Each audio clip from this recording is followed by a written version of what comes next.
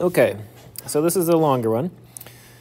You're working on a team. Long story short is you're going to be trying to use a spring to shoot a tracking device onto the stomach of a wolf. And it's not just as easy as launching it where it sticks onto the wolf. If you think about it logically, the moment that the device makes contact with the wolf, it has to sort of adhere or stick to the wolf. So you have to, at least in this problem, when the object reaches the wolf's belly, which is right here, there is some additional work that needs to be done. It can't just, what I'm trying to say is it can't just reach this height and stop with a velocity of 0 because it has to compress and squish against the belly of the wolf. So that's one of the issues for this problem is we have to launch this thing with enough energy that it has not only the correct potential energy to get that high, but it has enough kinetic energy left over to apply itself, to latch, I think is what they say. Excuse me. So that's how we're going to treat this problem. That we will have this object down here.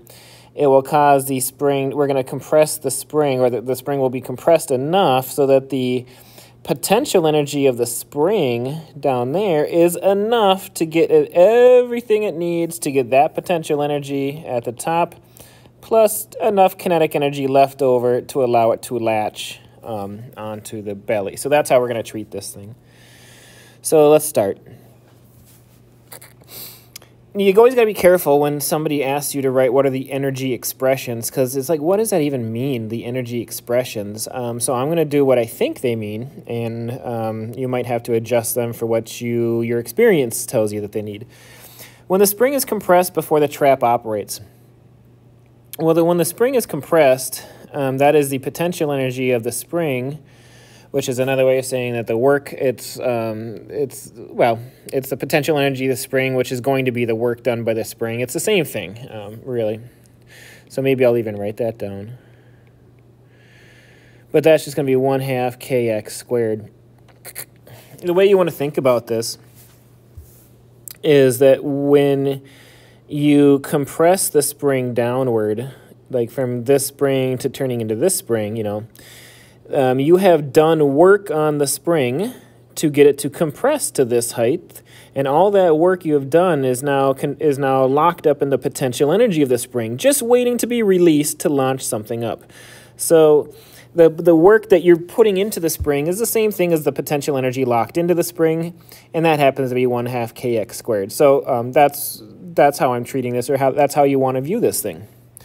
So that's how I would say the energy expression is 1/2 kx squared, and you can refer to that as the potential energy of the spring, or you could refer to it as the work done to compress the spring. It's the same thing. B, just after the spring has returned to its natural length. Okay, so at this point, you went from a compressed spring to an uncompressed spring with the object now up, gone. So, again, it depends on what they mean by the energy expression. What I would say is that the potential energy of the spring is now equal to the whatever potential energy you have of the, what is this called, the tracking device? Let's just call it, let's just H. There's only one object, so we'll just leave it as H. Plus the kinetic energy of the object, 1/2 mv squared. Or maybe he wants it like this. Same thing. So again, that's how I would probably write it. So part C, when the device has reached a height of 55 centimeters from the ground. So in this case, I would say that the what I would say here is that that the energy of the device is equal to the potential energy of the device And I'm just writing devices and subscripts just to totally differentiate it from like the spring. So I'm this equation again. I'm assuming that he's only talking about the object here because the spring is kind of pointless at this point because it's totally uncompressed, and we kind of already covered it in part B. So the energy of the device is equal to the potential energy of the device, whatever height that happens to be. And in this case, it was very specific that the height is 55 centimeters. So let's just call this PE 55. And this is going to be equal to the PE at 55 plus also the KE at 55.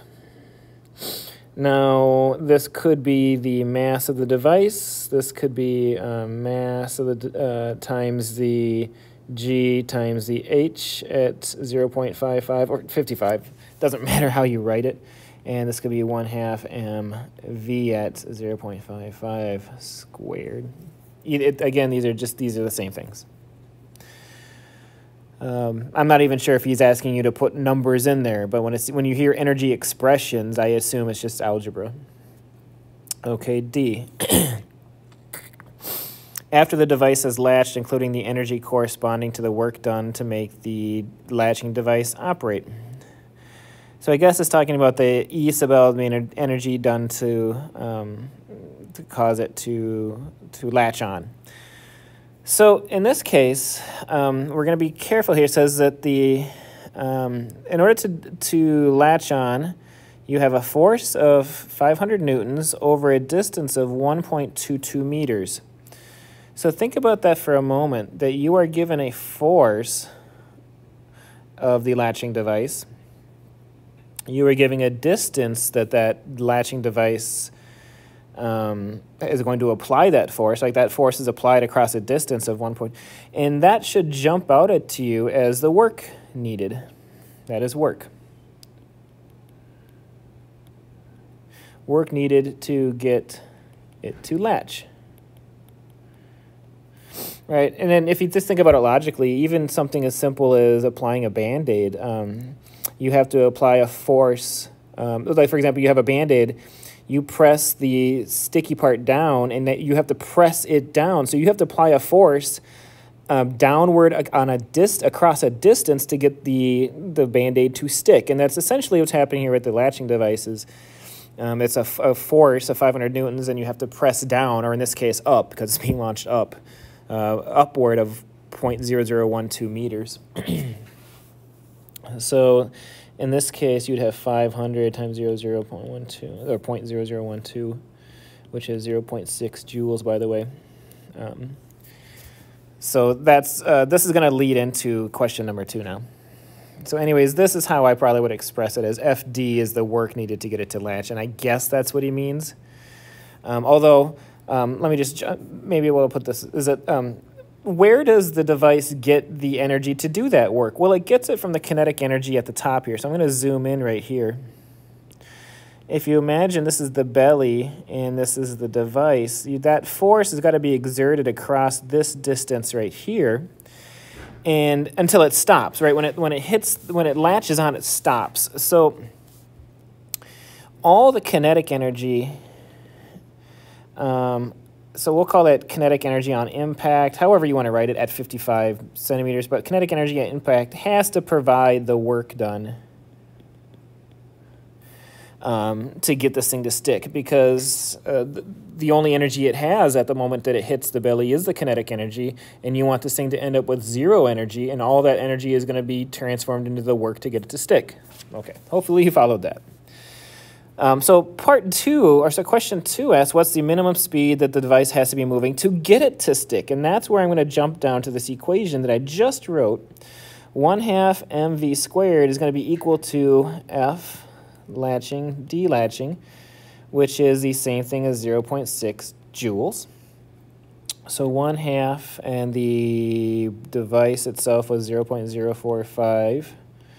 Now we're trying to figure out the velocity. And if I do this correctly, which is always, you never know, especially after a long day of teaching and I already have a headache. So I'm just a heads up that this could get ugly here. it looks like I got 5.164. So V has to equal 5.164 meters per second. Again, that comes from this physics idea right there, that the kinetic energy when it impacts the belly is going to be all transformed into the work done to get it to stick. It says determine the spring constant required by the trap. Okay, so I'm going to zoom in a little bit just because I'm running out of space. In this case,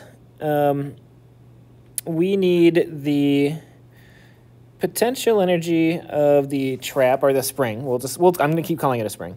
So we'll say the potential energy of the spring, which, by the way, is the same amount of work that you put into the spring to get it to compress.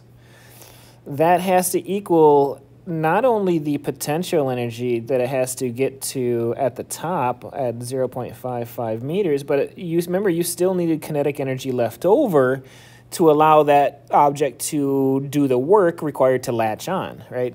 So this is how it's going to look. Let's see if I can zoom in even more. Okay, let's get this crazy now. So now we're going to have 1/2 kx squared equals 0.045 9.81 0.55. That is the potential energy at the impact with the belly, by the way, the wolf's belly. Plus, now I've already figured out the kinetic energy needed, so I'm not going to rewrite it again, but it was the 0.6 joules. The x in this case, I guess maybe I should have, that was already given, the amount of compression that you can have, 2.3 centimeters. This was already given as it was 0.023 squared. Okay, so let's just crank this out. 0.45 times 9.81 times 0.55, that is the potential, plus 0.6. On the right-hand side, you're going to get 0.8427975. That is going to be multiplied by 2 to get rid of the half. Let's divide it by 0.023 squared. Survey says the K value is going to be 3,186.38 newtons per meter. It is a fairly stiff spring. And that's how we would do this one.